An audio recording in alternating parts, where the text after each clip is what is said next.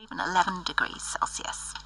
Elizabeth, thanks very much. You are listening to Today on BBC Radio 4 with Simon Jack and Emma Barnett.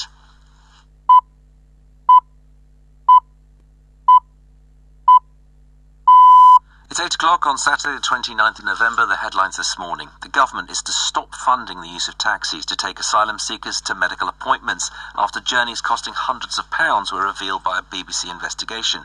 More on that at 8:10. Airlines around the world are working to install a software update on thousands of planes after Airbus said solar radiation could cause some flight controls to malfunction. And Hong Kong is observing 3 days of mourning for those killed in the city's deadliest fire in more than 70 years. Also coming up on the programme, my personal story of the year. After learning when they were teenagers she would never be able to carry a child due to a rare condition, Georgia Barrington's best friend promised that one day she would have her baby for her. Remarkably, Daisy Hope made good on that teenage promise, and now the baby is here. No one else will ever have what we have had. No one else will be able to tell stories of how their daughter came into the world in this way, and I just feel so lucky, and every time I look at her, I'm so grateful. We'll hear from Georgia and her best friend Daisy in their first interview since baby Ottilie safely arrived. I'm Sarah Orchard with your Saturday Sport, and in the next half hour we'll hear the latest from Australia as England captain Ben Stokes defends any accusations his side are arrogant. But first, the BBC News is read by Tom Sanders. The government is to ban the use of taxis funded by the taxpayer to take asylum seekers to medical appointments after ministers launched an urgent review in response to a BBC investigation earlier this year. Radio 4's File on 4 Investigates found examples of the practice costing hundreds of pounds, including a 250-mile round journey. Here's our political correspondent, Nick Erdley. The BBC revealed earlier this year that taxis were being used for journeys such as to doctor's appointments, sometimes hundreds of miles away at an expense of hundreds of pounds. The Home Office announced a review in response, and now the use of taxis is to be banned from February for medical travel. There will be limited exemptions, including for people with physical disabilities and pregnancy-related needs, but these will have to be approved by the Home Office. The Home Secretary said that would only happen in the most exceptional circumstances and that she would continue to root out waste. There are other examples where taxis are sometimes used, such as when people are moved between accommodation. The Home Office is continuing to review that situation, but wants to expand the principle that taxis are only used in extraordinary circumstances. It's also been revealed today that the average annual cost of all forms of transport for asylum seekers is £15.8 million. Airlines are making urgent modifications to thousands of Airbus planes after the firm discovered intense solar radiation could interfere with onboard flight control computers. The issue affects the A320 family of aircraft, one of the most widely used models in the world. Passengers have been warned of possible disruption, although many airlines said they had already resolved the issue. Nick Johnson reports. Last month, a JetBlue flight from Cancun in Mexico to Newark in the United States experienced a sudden drop in altitude. Airbus said radiation from the sun was found to interfere with sensors critical to the aircraft's flight controls.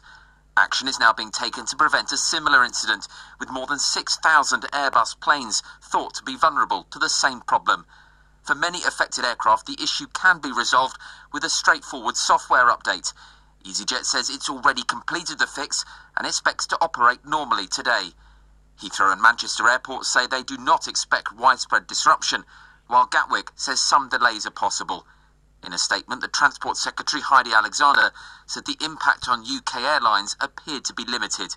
She's urged passengers due to fly this weekend to check with their airline for the latest information. 3 days of official mourning have begun in Hong Kong after a devastating fire ripped through several tower blocks on Wednesday. Government officials stood outside the headquarters to observe a 3-minute silence in memory of the 128 people known to have died. From Hong Kong, Danny Vincent reports. Flags at all government offices are flying at half-mast as people across Hong Kong mourn those killed in the world's worst residential building fire in decades. A number of condolence books have been set up throughout the city for people to sign. King Charles has sent a message of support, saying he and the Queen were greatly saddened by what he called an appalling tragedy. Officials are working at the scene of the fire to confirm the identities of victims and collect evidence for an investigation into how it began. The number of victims is expected to rise, as around 200 people remain unaccounted for.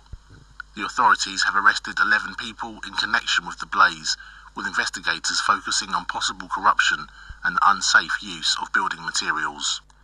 The Trump administration says it's halting all asylum decisions in the wake of the shooting in Washington of 2 members of the National Guard, one of whom has died. Wednesday's attack has been blamed on an Afghan national. From Washington, here's our North America correspondent, Sean Dilley. Writing on social media, the head of the US Citizenship and Immigration Services Agency, Joseph Edlow, said all asylum decisions had been halted until officials could be sure that every alien would be vetted to the maximum degree possible. A short time later, the US Secretary of State Marco Rubio confirmed that no new visas would be issued to people travelling on an Afghan passport. Both announcements come the day after the death of a National Guard soldier, Sarah Beckstrom. The 20-year-old was one of 2 guards shot near the White House on Wednesday.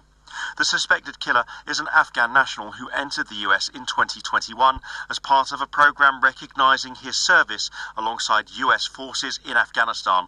He was granted asylum earlier this year. President Trump says Joe Biden's administration failed to thoroughly vet immigrants to the US. The authorities in Ukraine say a Russian drone attack on the capital Kiev has killed 2 people and injured several others. Loud explosions were heard across the city as several apartment blocks were hit overnight. Reports suggest Ukrainian negotiators will visit the United States this weekend for talks with American officials on President Trump's plan to end the war with Russia. President Putin has said a US team is due to hold discussions in Moscow next week.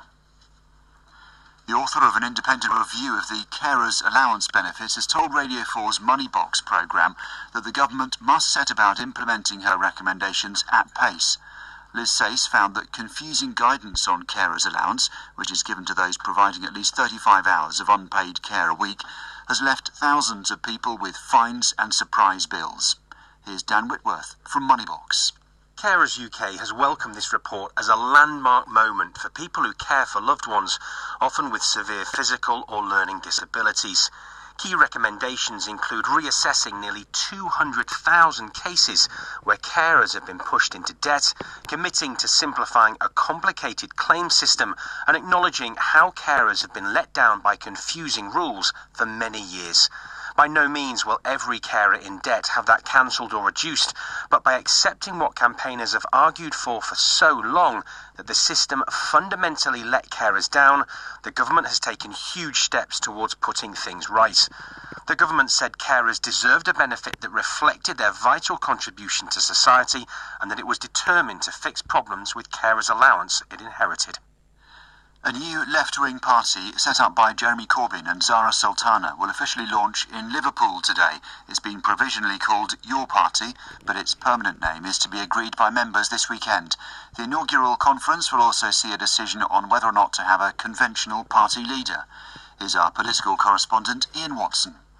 There have been questions about whose party is your party. The former Labour MP, Zara Sultana, announced the intention to set it up in July, before the former Labour leader, Jeremy Corbyn, was quite ready to announce it. She then launched a membership drive, which Mr Corbyn's supporters said was unauthorised, and there are ongoing tensions over party funds. The new movement is currently leaderless and may even stay that way, at least in a conventional sense. As well as deciding on its formal name, its members will decide this weekend whether to have a single leader. If that's the decision, it would likely lead to a potentially divisive contest between Mr Corbyn and Ms Sultana. So the members may opt instead to be led by a committee, which is chaired by someone who isn't a sitting MP. That would certainly be distinctive, but it's not clear yet whether that would amount to conflict avoidance or conflict resolution. The former hockey player Imran Sherwani, who is one of the stars of the Great Britain team that won gold at the Seoul Olympics in 1988, has died at the age of 63. He was diagnosed with Alzheimer's in 2019.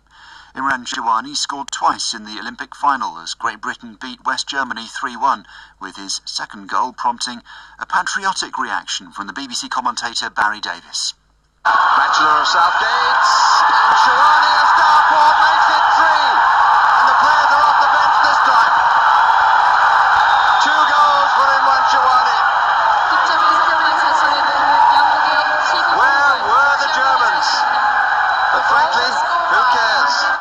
In a statement, Great Britain Hockey said Imran Shawani's talent, leadership and humility had inspired generations of players. Tom, thank you very much. It's 10 minutes past 8. Following an urgent review prompted by a Radio 4 investigation that was on the network's File on 4 programme called Inside the Migrant Hotel, the government says it will ban the use of taxis for asylum seekers travelling to most of their medical appointments from February.